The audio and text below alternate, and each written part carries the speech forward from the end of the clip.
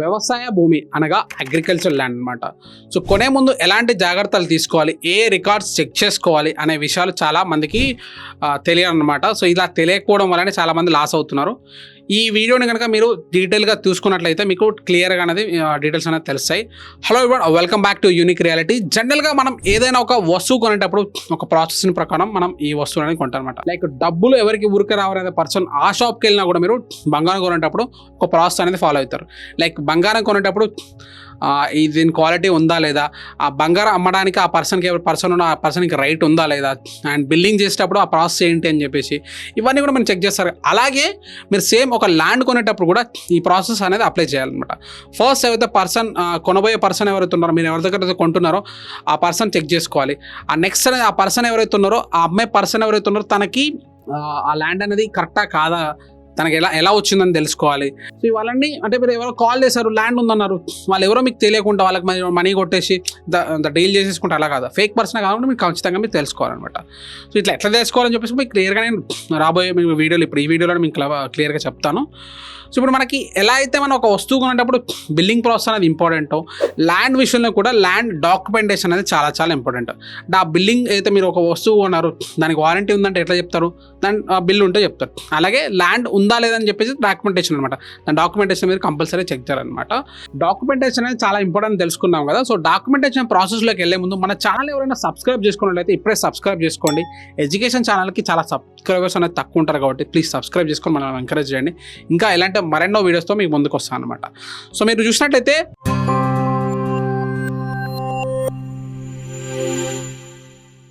First land గురించి, మీరు కొనబోయే land యొక్క ప్రాపర్ అడ్రస్ ఏంటో తెలుసుకోవాలి. ఎస్, ల్యాండ్కి కూడా అడ్రస్ అనేది ఉంటుంది. అదే ల్యాండ్ సర్వే నెంబర్ అనమాట. సో ఇది సర్వే నెంబర్ అనేది దీన్ని ఎలా తెలుసుకోవాలి ఏంటనేది మీకు కూడా ఇప్పుడు క్లియర్గా చెప్తాను చూడండి. మీరు కొనబోయే ల్యాండ్ యొక్క సర్వే నెంబర్ ఏ రెవెన్యూ విలేజ్ కిందికి వస్తుంది, ఏ మండలం కిందికి వస్తుంది, ఏ డిస్టిక్ కిందకి వస్తుంది అనేది ఇవన్నీ బేస్ చేసుకొని దాని అడ్రస్ అనేది ఉంటుందన్నమాట. సో ఆఫ్టర్ దట్ మీరు కొనబోయే ల్యాండ్ యొక్క సర్వే నెంబర్లో ఎంత ల్యాండ్ ఉంది, భూ విస్తీర్ణం ఎంత, దాని కొలతలో సహా మీరు బౌండరీస్ అనేది తెలుసుకోవాలన్నమాట. సో నవ్వు ఇది ఎక్కడ తెలుసుకోవాలని చెప్పేసి మీకు డౌట్ రావచ్చు. సో ఆ విలేజ్కి సంబంధించిన మ్యాప్ అనేది ఉంటుంది, ఆ మ్యాప్లో మీరు తెలుసుకోవచ్చు. సో ఇది ఆంధ్రప్రదేశ్లో చూసినట్లయితే FNB అంటారు, అండ్ మన తెలంగాణలో చూసినట్లయితే దీన్ని టిఫన్ అంటారు అనమాట.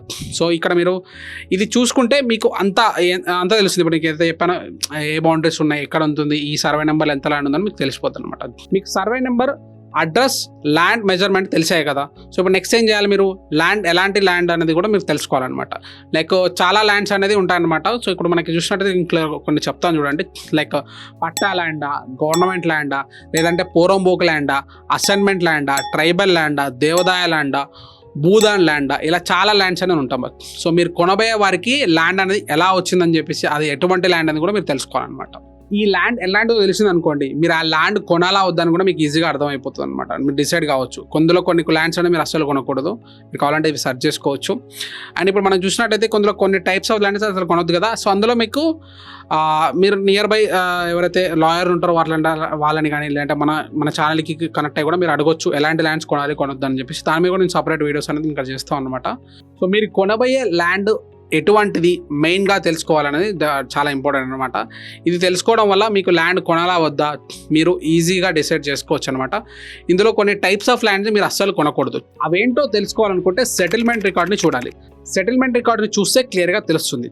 ఆల్సో ఆ భూమి ఎవరిది అని చెప్పేసి కూడా సెటిల్మెంట్ రికార్డ్స్లో ఉంటుంది అనమాట. ఆ సెటిల్మెంట్ రికార్డ్స్ని తెలంగాణలో సేత్వార్ అని అంటారు, ఆంధ్రప్రదేశ్లో RSR అని అంటారనమాట. ఒక ల్యాండ్ గురించి ఫుల్ డీటెయిల్స్ కలెక్ట్ చేయడానికి ఈ సేత్వార్ RSRలు మనకి టూర్స్ ఛార్జ్ చేయొచ్చు అనమాట. ఇంకొక నెక్స్ట్ ఇంపార్టెంట్ ల్యాండ్ రికార్డ్ వచ్చేసి అడంగల్ పహని. ఈ రికార్డ్ వచ్చేసి ఏ ఇయర్కు ఆ ఇయర్ అనేది తయారవుతుంది అనమాట. అంటే ప్రతి అగ్రికల్చర్ ఇయర్ June 1 నుంచి నెక్స్ట్ ఇయర్ 31 వరకు మనకి ఈ రికార్డ్ అనేది తయారవుతుంది అనమాట. ప్రతి ఇయర్ ఆ విలేజ్ రెవెన్యూ ఆఫీసర్ అనేది, అంటే లైక్ VRO ఎవరైతే ఉంటారో, ఈ అడంగల్ పహానీలో రికార్డులను తయారు చేస్తారనమాట. ఇది తహసీల్దార్కి సబ్మిట్ చేస్తారు, వాళ్ళు దీన్ని సర్టిఫైడ్ చేస్తారనమాట.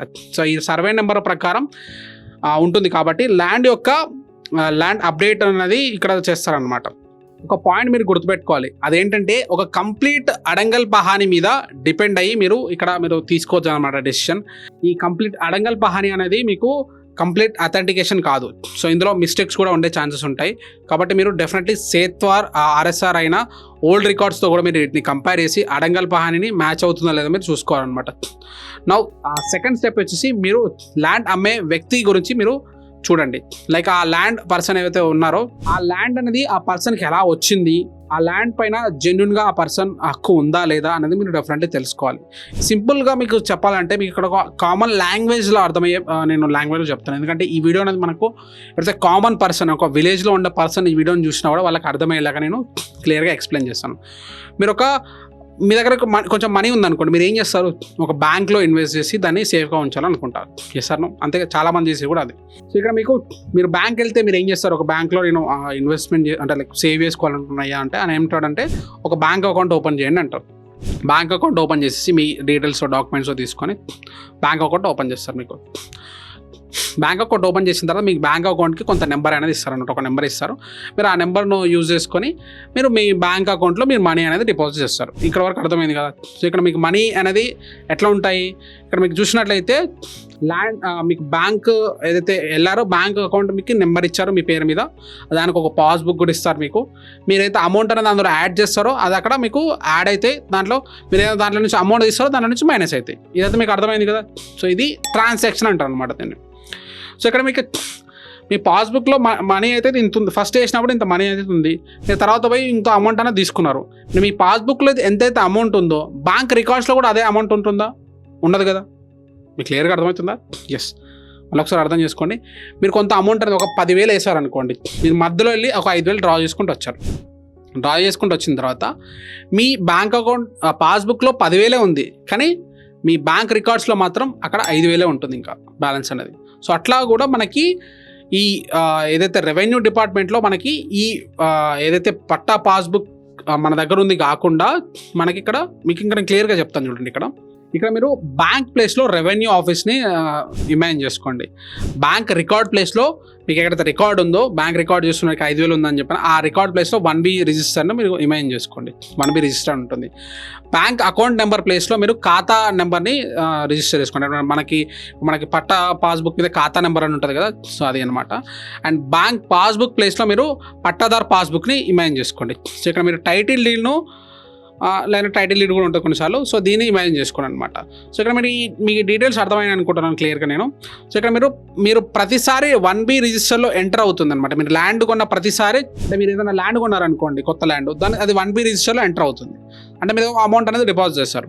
సో అండ్ పట్టాదారి పాస్బుక్లో కూడా టైటిల్ డీడ్లో కూడా ఎంటర్ అవుతుంది. సో ఇక్కడ ఫస్ట్ టైం మన ల్యాండ్ కొన్నప్పుడు మనకి ఏంటంటే బ్యాంక్ బుక్లో ఎంటర్ అవుతుంది, ఇక్కడ కూడా ల్యాండ్ పట్టదారు పాస్బుక్లో కూడా ఎంటర్ అవుతుంది అనమాట. ఇప్పుడైతే మీరు మనీని అమ్మేశారు అంటే ల్యాండ్ అనేది మీరు వేరే వాళ్ళ పర్సన్కి అమ్మేశారు, 1Bలో మాత్రం ఆ మనీ అనేది అంటే ఆ ల్యాండ్ అనేది తీసేస్తారు. మరి పట్టదారు పాస్బుక్లో కొన్నిసార్లు తీశారనమాట. సో కొన్ని పాస్బుక్లో కూడా ఎక్కదు కొన్నిసార్లు. సో అట్లా ఎక్కనప్పుడు మీకు మీరు కొంతమంది ఇప్పుడు మీరు మీ దగ్గర తీసుకొచ్చి నాకు ఇంత ఉంది ల్యాండ్ మీరు కొనొచ్చు అని చెప్పేసి అన్నారు. సో అలా ఉందని చెప్పేసి మీరు వెరిఫై చేసుకోకుండా మీరు వెళ్ళారనుకోండి, సేమ్ 1Bలో ఉంది, పాస్బుక్లో ఉండకపోవచ్చు. ఎందుకంటే పాస్బుక్లో కొంచెంసారి ఎక్కువ ఉంటుంది, అదే పాస్బుక్లో ఉంది 1Bలో ఉండకపోవచ్చు. అర్థమైంది కదా క్లియర్గా. అంటే ఏదైతే మీరు ల్యాండ్ వాళ్ళు అమ్మారా లేదా అనేది మీరు డెఫినెట్లీ చెక్ చేసుకోవాలి. ఇలా చెక్ చేసుకోకుండా మీ దగ్గర వాళ్ళు ఎవరైతే ఉందో పాస్బుక్లో అయితే నాకు ఇంత ల్యాండ్ ఉంది, అదే ల్యాండ్ 1Bలో ఉండదు, అంటే అదే ల్యాండ్ 1Bలో లేదంటే వాళ్ళ పేరు మీద లేదని అర్థం. సో ఇప్పుడైతే కొన్ని రూల్స్ అనేది స్ట్రిక్ట్గా తీసుకొచ్చారు. కొంతమంది ప్రింట్ చేసుకుని వాళ్ళు ఉంటారు. అలాంటి వాళ్ళు ఏం చేస్తారంటే నాకు ఇక్కడ ఇంత ఉంది 1B మీరు చూడరు. అంటే 1B అనేది కంపల్సరీ చూడాలనేది నా మెయిన్ ఇంటెన్షన్ అనమాట. సో 1Bలో మీకు ఎంతైతే ల్యాండ్ ఉంటుందో అదే ల్యాండ్ అనేది మీకు అఫీషియల్గా ఉన్నట్టు అర్థం. సో 1B అనేది మీరు కంపల్సరీ చెక్ చేసుకోవాలి. మీరు బ్యాంక్స్కి మీరు అమౌంట్ తీసుకోవడానికి వెళ్ళారనుకోండి, అంటే బ్యాంక్ లోన్ తీసుకోవడానికి వెళ్ళారనుకోండి, కంపల్సరీ బ్యాంక్ పాస్బుక్తో పాటు వాళ్ళు 1B సర్టిఫికేట్ కూడా తీసుకొని రమ్మంటే 1B ప్రింట్ కూడా తీసుకొని రమ్మని చెప్తారు. ఎందుకంటే చాలా ఇంపార్టెంట్, వాళ్ళు అదన్నీ చెక్ చేస్తారనమాట. ఇది చాలా చాలా ఇంపార్టెంట్, మీరు 1B కూడా చెక్ చేయాలని నా మెయిన్ ఇంటెన్షన్. ఇక్కడ ఈ 1B అనేది క్లియర్గా మీరు చెక్ చేసుకోవాలని చెప్పాను కదా. సో నెక్స్ట్ వచ్చేసి మీరు ఇక్కడ కొనబోయే ల్యాండ్ అనేది ఆ పర్సన్కి ఎలా వచ్చింది అనేది చాలా ఇంపార్టెంట్ విషయం అనమాట. దానికి లింక్ డాక్యుమెంట్స్ మీరు కంపల్సరీ చెక్ చేసుకోవాలి. నెక్స్ట్ దాని తర్వాత వచ్చేసి వచ్చేసి మీరు ఈసీ అనేది చెక్ చేసుకోవాలన్నమాట. ఈసీ వచ్చేసి మీరు దీంట్లో ఏం తెలుస్తుంది అంటే ఆ ల్యాండ్ పైన ఏమన్నా లోన్స్ ఉన్నాయా లేదా, ఆ ల్యాండ్ పైన ఎవరైనా పర్సన్ లోన్స్ కట్టకుండా ఎగ్గొట్టాడా, ఇలాంటివి అనేది మీకు ఈసీలో తెలుస్తాయి అనమాట. ఈసీలో మీరు ప్రాపర్గా లేదనుకోండి, ల్యాండ్ పైన మోర్టగేజ్లు ఉంది, ల్యాండ్ ఏమన్నా లోన్స్ ఉన్నాయనుకోండి, డెఫినెట్లీ మీరు అక్కడ అవాయిడ్ చేయండి, అది కొనకండి. ఈసీ అనేది కంపల్సరీ మీరు చెక్ చేసుకోవాలి. ఏదైనా మీరు రిజిస్ట్రేషన్ ఆఫీస్కి వెళ్ళారనుకోండి, మీ రిజిస్ట్రేషన్ దగ్గర కూడా వాళ్ళు అడుగుతారు ఈసీ అనేది ఉందా లేదని చెప్పేసి. చాలామంది ఈసీలో మీరు ప్రింట్ చూసిన తర్వాత ఏదైనా లోన్ ఉందనుకోండి, అక్కడ మీరు ఏం చేయలేరు. అప్పటికి ఆ పర్సన్కి మీరు ఇంత అడ్వాన్స్ అమౌంట్ ఇచ్చుంటారు కాబట్టి ముందే మీరు ఈసీ అనేది కూడా మీరు చెక్ చేసుకోవాలన్నమాట. అది కూడా అప్డేటెడ్ ఈసీ, ఏదో 6 months కింద తీసిన ఈసీ, 1 year కింద తీసిన కాకుండా అప్డేటెడ్ ఈసీ అనేది మీరు కంపల్సరీ చెక్ చేసుకోవాలి. దాంతోపాటు మీరు ఆ ల్యాండ్ పైన ఏమైనా కేసెస్ ఉన్నాయా, సివిల్ కోర్టులో ఏమైనా ఉన్నాయని కూడా మీరు సివిల్ కోర్టుకి వెళ్ళి మీరు చెక్ చేసుకోవాలన్నమాట. ఈ సర్వే నెంబరు ఈ పర్సన్ అని చెప్తే డెఫినెట్లీ వాళ్ళు అక్కడ మీకు అప్డేట్ ఏదైనా ఇస్తారు.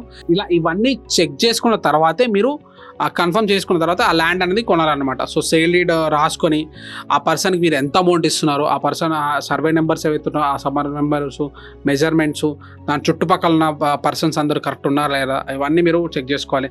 అండ్ దాని తర్వాత లింక్ డాక్యుమెంట్స్ అయితే నెంబరింగ్ ఉందో దాన్ని కూడా సేల్ డీడ్ రాసుకోవాలి. ఇవన్నీ మీరు రాసుకుంటూ ఈ డాక్యుమెంట్ అనేది సబ్ రిజిస్ట్రేషన్ ఆఫీస్కి వెళ్ళి మీరు రిజిస్ట్రేషన్ ప్రాసెస్ అనేది కంప్లీట్ చేసుకోవాలన్నమాట. సో సబ్ రిజిస్ట్రేషన్ ఆఫీస్కి వెళ్తే మీరు వాళ్ళందరూ క్లియర్గా మీకు చెప్తారనమాట ఏమేమి తీసుకురావాలి ఏంటి అని చెప్పేసి. ఇవన్నీ ఈ తహసీల్దార్ ఆఫీస్లో మీరు ఇవన్నీ చేస్తారనమాట. సో ఇక్కడ మీరు వచ్చేసి ఇంకా తహసీల్దార్ ఆఫీస్లో మీరు చేసిన తర్వాత ఈ ప్రాసెస్ అంతా అయిపోయిన తర్వాత మ్యూటేషన్ అనే ఒక ప్రాసెస్ ఉంటుంది. సో మ్యూటేషన్ ప్రాసెస్ అనేది కంపల్సరీ మీరు కంప్లీట్ చేయాలి. ఈ మ్యూటేషన్ అనే ప్రాసెస్ అనేది మీరు కంప్లీట్ చేయలేదనుకోండి, డాక్యుమెంట్స్ మీ దగ్గర ఉన్న డాక్యుమెంట్స్లో ల్యాండ్ మీ పేరు మీద ఉంటుంది, కానీ గవర్నమెంట్ పరంగా ల్యాండ్ అనేది మీ పేరు మీదకి రాలేదని అర్థం. సో కంపల్సరీ మ్యూటేషన్ ప్రాసెస్ వాళ్ళు చేస్తారు కదా, కొన్నిసార్లు మీరు అడగాలి. ఆ మ్యూటేషన్ ప్రాసెస్ ఏదైనా ఎర్రర్ వల్లనో సిస్టమ్ ప్రాబ్లం ఉండడం ఆగిపోయింది అనుకోండి, ఇక వాళ్ళకి ఏమైనా బెనిఫిట్స్, ఇప్పుడు ఏమైనా ల్యాండ్ ఎక్కడైనా రోడ్డుకి వెళ్ళిపోయింది, ఏమైనా ప్రాబ్లం అయింది, దానికి ఏమైనా కాలువ వచ్చింది, దాంట్లో ఏమైనా అగ్రికల్చర్ కాలువ లాంటి అలాంటివి వచ్చినాయి అనుకోండి, ఆ బెనిఫిట్స్ కానీ కాంపెన్సేషన్స్ అన్నీ కూడా వాళ్ళకి వెళ్ళిపోతాయి, మీకు ఎలాంటివి రావు. సో ఇలాంటివి రావాలనుకుంటే డెఫినెట్లీ మీరు ఈ మ్యూటేషన్ ప్రాసెస్ అనేది కంపల్సరీ కంప్లీట్ చేసుకోవాలన్నమాట. సో ఇంకా దాంతోపాటు ఏంటంటే తహసీల్దార్ ఆఫీస్లో ఆర్ఓఆర్ చట్టం ప్రకారం మనకు 6A ఫామ్ అనేది ఉంటుంది అన్నమాట. సో అక్కడ వెళ్ళిన వాళ్ళు కంపల్సరీ మీకు ఈ 6A ప్రాసెస్, మిగతా ప్రాసెస్ అని వాళ్ళు కంపల్సరీ కంప్లీట్ చేస్తారు. ఈ 6A ఫామ్లో కూడా మీరు ఆ ప్రాసెస్ అనేది కూడా కంప్లీట్ చేయాలన్నమాట. సైన్స్ కానీ అవన్నీ ఉంటాయి, అవి చేసుకోవాలి. సో ఇది ఇంపార్టెంట్ అనమాట. సో మీకు అనేది క్లియర్గా అర్థమైందని నేను అనుకుంటున్నాను. సో ఏదైతే మీరు మీ హార్డ్ అండ్ మనీని కానీ మీరు ఎక్కడి నుంచి అప్పన్న తెచ్చి కానీ మీరు ఏదైతే పెడుతున్నారో ప్రాపర్ పద్ధతిలో మీరు ఇన్వెస్ట్ చేయక ఇవన్నీ చిన్న చిన్న మిస్టేక్స్ చేశారనుకోండి, మీరు ఇప్పుడు టోకెన్ అమౌంట్ ఇచ్చినా కూడా అక్కడ మీకు లాస్ అయ్యే ఛాన్స్ ఉంటుంది. సో ఇలాంటివి మీరు కంపల్సరీ చెక్ చేసుకోవాలి. ఎక్కడైతే మీరు ల్యాండ్ ఇన్వెస్ట్ చేస్తున్నారో ఈ ప్రాసెస్ అంతా మీరు మళ్ళొకసారి వీడియోని ఒక ఫాస్ట్ 1x 2x అన్న పెట్టుకొని చూడండి, మీకు ఇంకా క్లియర్గా అర్థమవుతుంది నేనైతే చెప్పాను.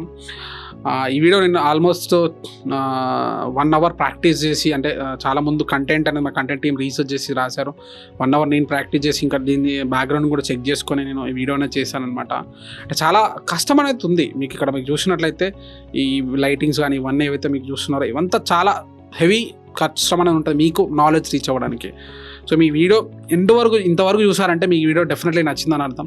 మీకు ఈ వీడియో ఎవరైతే యూజ్ అవుతుంది అనిపిస్తుందో, ఎవరికైనా యూజ్ అవుతుంది అనిపిస్తే వాళ్ళకి డెఫినెట్లీ షేర్ చేయండి. దాంతోపాటు మీరు ఇంతవరకు సబ్స్క్రైబ్ చేసుకున్నట్లయితే ఇప్పుడే సబ్స్క్రైబ్ చేసుకోండి. అండ్ మేము డెఫినెట్లీ ఇప్పుడు మనకి 2000+ సబ్స్క్రైబర్స్ ఉన్నారు. మేము as soon as possible 5000+ subscribers hit చేయాలనుకుంటున్నాం. దాంట్లో మీరు కూడా హెల్ప్ చేస్తే మీకు చాలా హెల్ప్ అవుతుంది అనమాట. So thank you so much. ఇలాంటి మరెన్నో వీడియోస్ కోసం మన యూనిక్ రియాలిటీని ఫాలో అవ్వండి. నేను మీ సతీష్, మరొక వీడియోలో మళ్ళీ కలుద్దాం.